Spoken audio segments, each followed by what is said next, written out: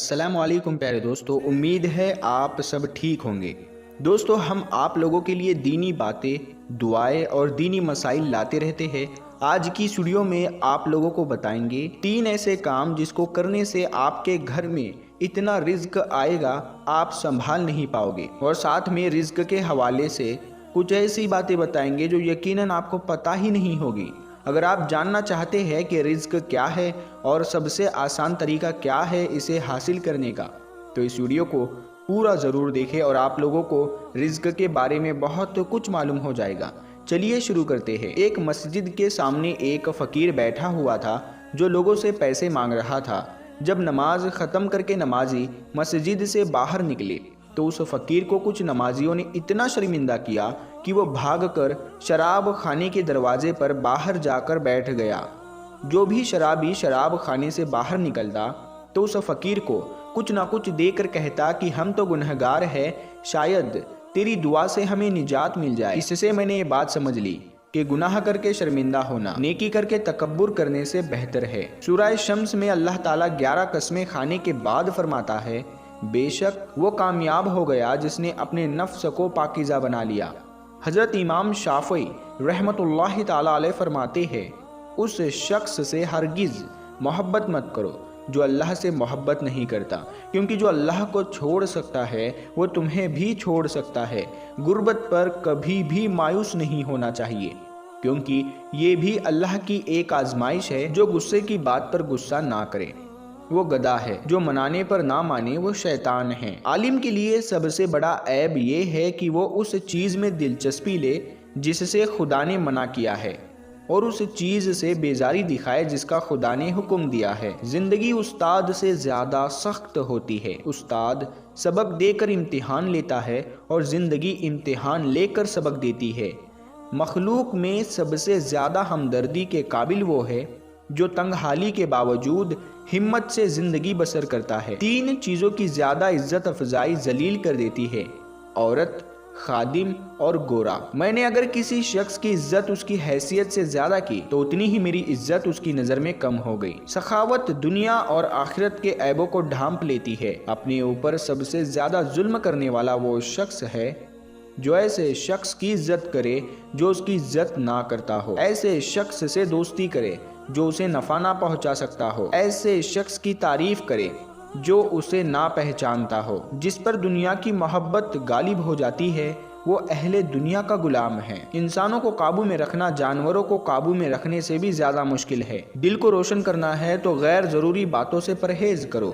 دنیا کے خزانے سونے سے بھرے جاتے ہیں، تم اپنا خزانہ نیکی سے بھرو۔ سب کو خوش رکھنا بہت مشکل ہے، اسی لیے بس اللہ سے اپنا معاملہ صاف رکھو، کیونکہ جاہلوں کو اس بات کا یقین ہوتا ہے کہ وہ عالم ہے، اسی لیے وہ کسی کی بات نہیں مانتے۔ دل زبان کی کھیتی ہے، اس میں اچھی بات کا بیج بو، سارا نہ صحیح کچھ نہ کچھ تو اگ ہی آئے گا۔ میں نے علم کو ایسے حاصل کیا جیسے ماں گم شدہ بچے کو ڈھونڈتی ہے۔ یہ تمہارا جو نفس ہے، تم اسے اگر خیر میں مصروف نہیں کر لیتے تو یہ تمہیں شر میں مصروف کر لے گا۔ آپ کے اخلاق کی قدر بھی لوگ اس وقت کریں گے جب آپ کے پاس دولت اور طاقت ہوگی۔ غریب کتنا ہی خوش اخلاق کیوں نہ ہو، لوگ اس کے اخلاق کو اس کی کمزوری سمجھتے ہیں۔ امام شافعی رحمۃ اللہ تعالیٰ علیہ فرماتے ہیں، 3 عمل ایسے ہیں جو انسان روزانہ کرے اس کا رزق بہت بڑھ جاتا ہے۔ پہلا ہے تہجد کی نماز پڑھنا، دوسرا ہے کثرت سے صدقہ کرنا، تیسرا ہے کثرت سے اللہ کا ذکر اور استغفار کرنا۔ رزق کیا ہے؟ رزق سے مطلب بہت سی چیزیں ہیں۔ رزق سے مراد مال ہو سکتا ہے، رزق سے مراد اولاد بھی ہو سکتی ہے، رزق سے مراد ایک اچھی صحت بھی ہو سکتی ہے، رزق سے مراد ہر وہ چیز نعمت جو اللہ نے اپنے بندوں کو دی ہے۔ رزق میں برکت اور بڑھوتری کے لیے آدمی کو چاہیے کہ وہ زیادہ سے زیادہ توبہ و استغفار کرے۔ رزق میں برکت و بڑھوتری کے لیے آدمی کو چاہیے کہ وہ اللہ کا تقوی اختیار کرے۔ اللہ تعالیٰ قرآن پاک میں فرماتا ہے، اور اگر بستیوں والے ایمان لاتے اور ڈرتے تو ہم ان پر آسمان اور زمین کی برکتیں کھول دیتے، لیکن انہوں نے جھٹلایا تو ہم نے بھی ان کے اعمال کے بدلے انہیں گرفتار کر لیا۔ سورہ اعراف۔ پیارے دوستو، ہمیں رزق کون دیتا ہے؟ ہمیں اور ساری مخلوق کو رزق دینے والا صرف اللہ رب العالمین ہے۔ اللہ تعالیٰ قرآن پاک میں فرماتا ہے، اے لوگو اللہ کے جو تم پر احسانات ہے ان کو یاد کرو۔ کیا اللہ کے سوا اور بھی کوئی خالق ہے جو تم پر آسمان اور زمین سے تمہیں روزی دے؟ اس کے سوا کوئی معبود نہیں، تو تم کیسے الٹائے جاتے ہو؟ اس آیت سے پتہ چلا کہ رزق کا دینا اور نہیں دینا یہ سارا اللہ کے اختیار میں ہے۔ اللہ تعالیٰ قرآن میں ایک اور جگہ فرماتا ہے، بے شک اللہ جسے چاہتا ہے بے شمار رزق دیتا ہے، سورہ آل عمران۔ تو دوستو پتہ چلا کہ رزق کا دینے والا اللہ ہی ہے۔ وہ کسی کو زیادہ رزق دے کر آزماتا ہے اور کسی کو کم رزق دے کر آزماتا ہے۔ تو ہمیں چاہیے کہ دونوں حالتوں میں خوش رہے اور ہر حال میں اللہ کا شکر ادا کرے۔